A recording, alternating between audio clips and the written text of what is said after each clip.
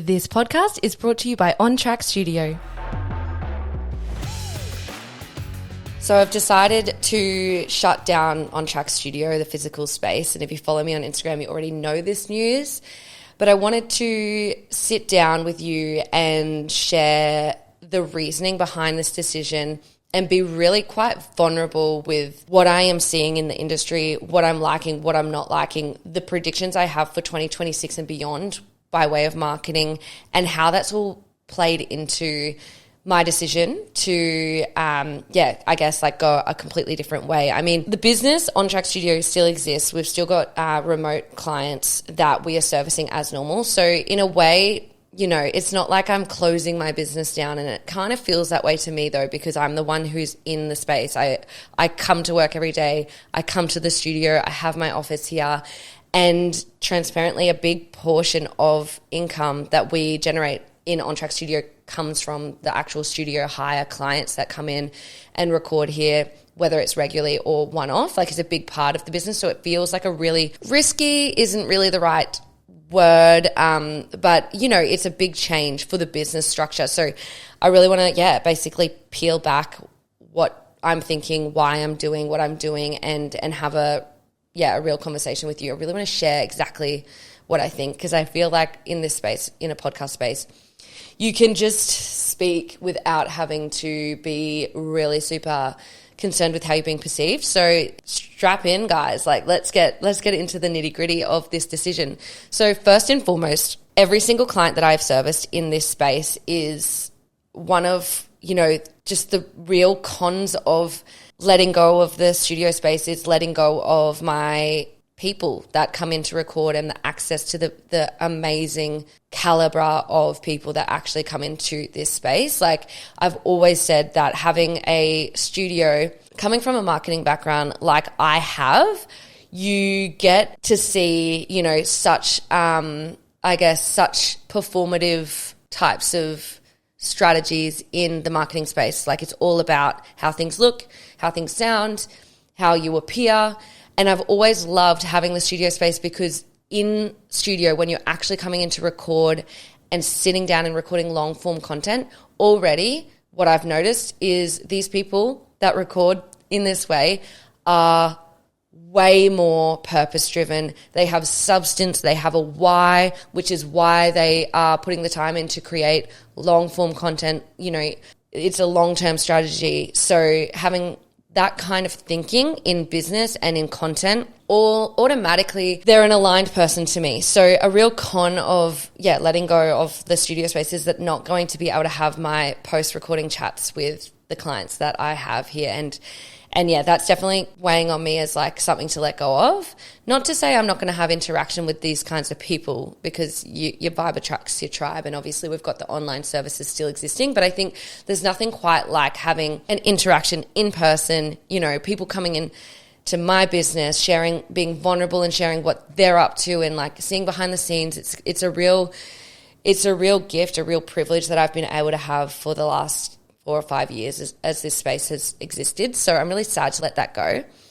But what I have been seeing over the last few years, particularly, about 2 years ago, I remember distinctly that I had someone inquire about coming in to record here, to record ads for their business, where they wanted to shoot founder podcast style content in order to put across their ad. So they were going for a creative style, and they wanted the look of having a microphone and being a founder who has a lot to say, and for the sake of getting leads and getting sales. And it was in that moment where I was just like, whoa, a big reason why I started this business was, and you've heard the story if you've come here before, so I'll swoop on past it as much as I can. But for people who are listening for the first time and haven't heard this, a massive reason why I started this business and started a studio is because I'm so passionate about depth-based marketing. And when you are a purpose-led business, when you have all of these true why behind what you do, actually communicating that on a two-dimensional feed is quite challenging. And that's why having access to cameras and microphones and long form content is such an asset for those businesses that want to express that depth of what they're doing.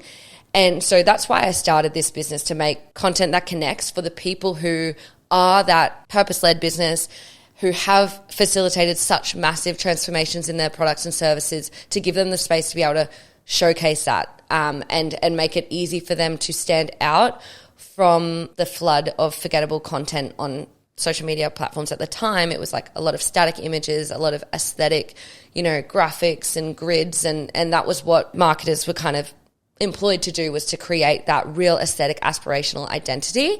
And for me, when I was working with the brands I was working with, I'm like, we had real purpose behind what we were doing. Let's create something that is so obviously multidimensional that you can't even confine it to a static image. So a huge reason why I started this business was because of that. Then when I had that moment where I had an inquiry about filming ad content, I was like, great that podcast style content is what the algorithms and the ad strategy is demanding for, because it sets that appearance for that substance-based, purpose-led, meaningful content. But in the same breath, I was sort of like, whoa, you are just pretending to have a lot to say, to be purpose-led, to have, long-form content for the sake, like it felt like a shortcut, to be completely transparent.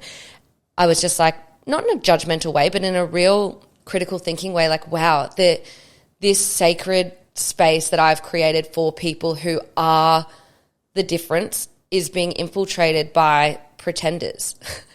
Like, no shame, like, do what you got to do to get that ads creative. I'm all for it. And I was winning because they were hiring my studio. But I was like, interesting. And then ever since then, that moment of that light bulb of like, oh, okay, people are just doing it for perception.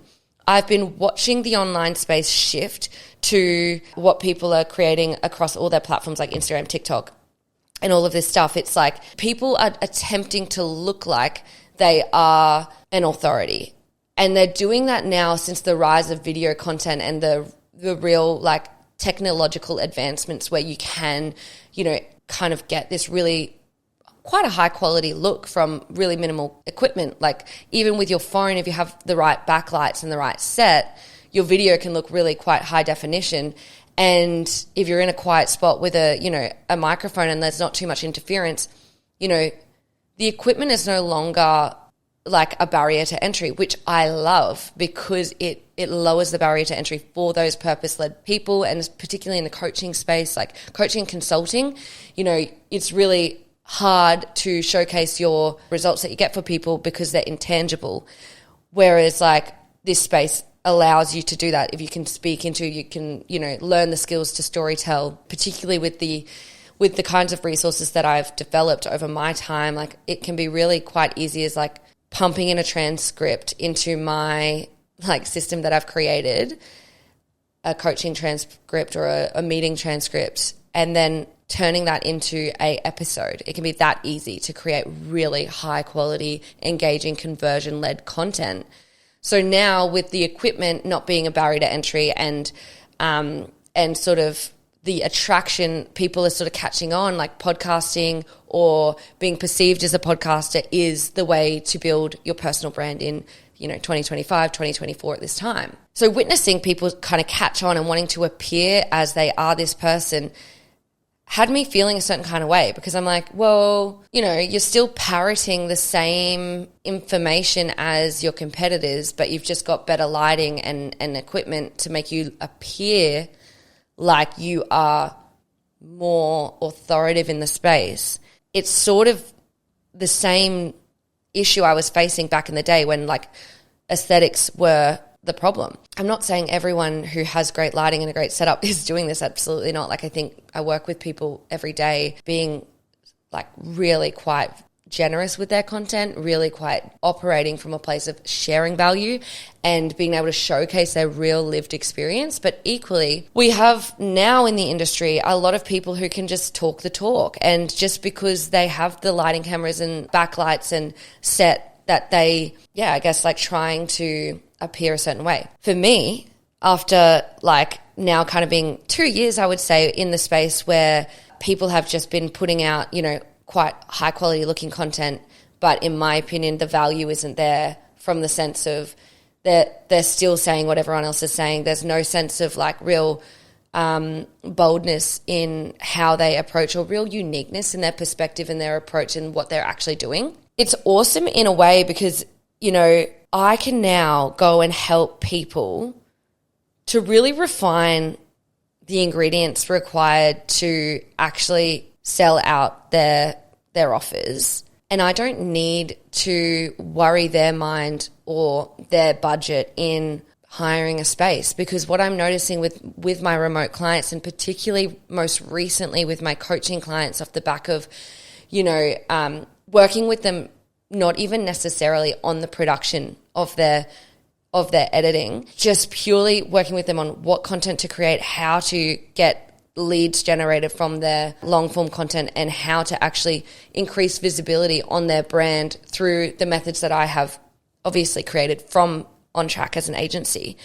And I'm like, okay, the reason why I started this business was to make maximum impact on the people that are making maximum impact, and bridging the gap between really just wanting to make content easy for them. So if I can then really extend my service base from an online perspective and partner with people that have all the right things, the people that I align with, and then, you know, cut costs from that perspective. Like, they don't need all the bells and whistles that a, you know, studio provides necessarily. And now I'm seeing this shift from looking the part being like the big differentiator of how you can stand out from your industry, to actually walking the walk. And the quality of the content is now just an industry standard.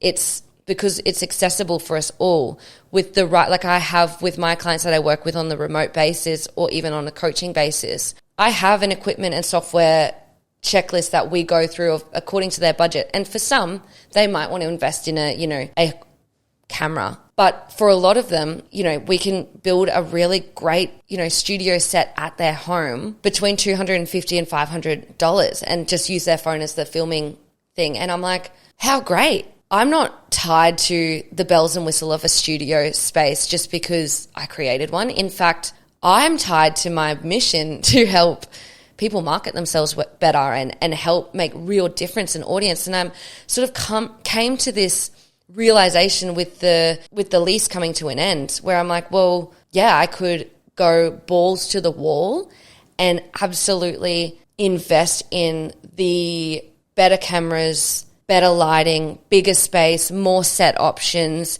teleprompters, like go hard in the equipment space. And now being in the industry, seeing the demand build. Like when I first started this business, it was a stretch. They'd be squinting their eyes and turning their head when I'm talking to them about the potential of, you know, how they can grow their business through content and all this stuff. Now you talk, I say, oh yeah, I own a podcast studio, and people are like, oh, that's smart, good thinking. And I'm like, it wasn't smart when I started it. But, you know, I see this real potential, and like it's a really attractive option for me to just go, cool, I see the demand, I know what to do. It's this like clear path forward of how I could like make lots of money, quote unquote, by pursuing this video optimized studio avenue, and just continue down that path. And I see these studios popping up now that are killing it. I'm seeing like what they charge. I've even got like my remote clients who are going down, and she's moved to Sydney, and she's like, I'm looking at the studios and it's like minimum $200 to hire the space for an hour. And I've always charged $90 an hour at my space. And I'm just like, wow, there's monetary gain in this game now. And like, if I could just, you know, I see it, and it's this attractive option for me where I could just go, it's not sell my soul, but I could just go, cool, if I'm purely money mindset, bang, here's your business model. Seeing there's so much data out there. There's so many mentors I could invest in who have built like even better studios than mine. And I could go down that avenue. But then I think, wait a second, that's got nothing to do with what I want to do. I'm a marketer. I love helping service-based businesses stand out from this saturated industry. And I have started this whole damn thing for that mission and that mission only. And I don't want to get distracted from my own personal fulfillment just because of the money opportunity. And I sat down and I'm like, wow, how crazy is it that I'm potentially, leaving this really profitable business model on the table right at the peak of my potential career, right? Like I am now established. People know me for having a studio.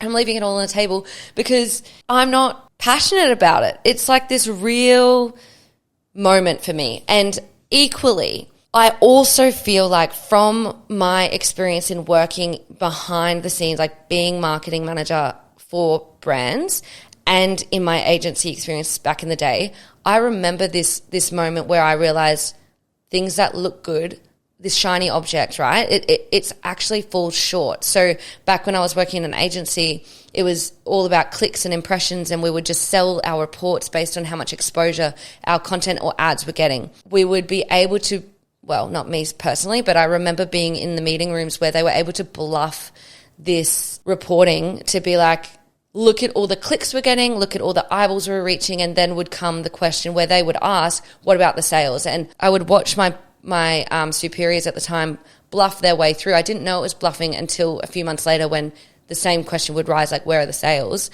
And I would realize, wait a second, like, where are the sales for these businesses? They're investing big money into this agency retainer, and month after month, we're being like, oh, here's some views. Oh, here's this and that. And then ultimately not getting them the sales. And I feel the same shift happening right now in the content space of like, so we know how to make content look good.